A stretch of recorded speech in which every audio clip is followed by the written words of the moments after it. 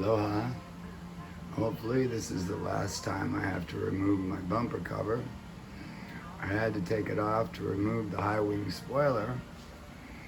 As you can see, I've got the VictorRacing supports painted torch red and installed. Because this wing is so big, my motorcycle can no longer go in the garage. So I'm in the process of removing my high wing spoiler. It's stuck on with double-sided tape, so I've got to heat it up and get rid of that before I can remove it. So now I'm gonna have two spoilers for sale. The high wing spoiler painted in torch red with dual racing stripes painted in carbon flash. 7 coats of clear so you can't even feel the stripes. Anyway, I'll show you where my bike went. I purchased this bike capsule which blows up. It's like a big heavy-duty plastic bag. Has a AC motor that blows the fan to keep it blown up 24/7.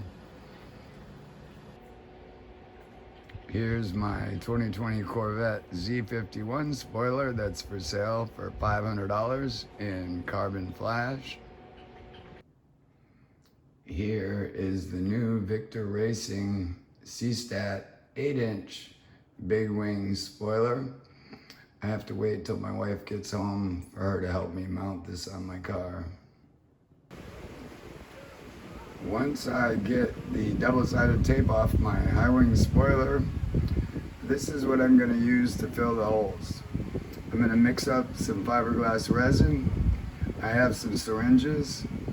I'm going to sand and tape the bottom of the holes on the spoiler, and then I'm going to drip in with the syringe the resin part way, and then I'll add some torch red.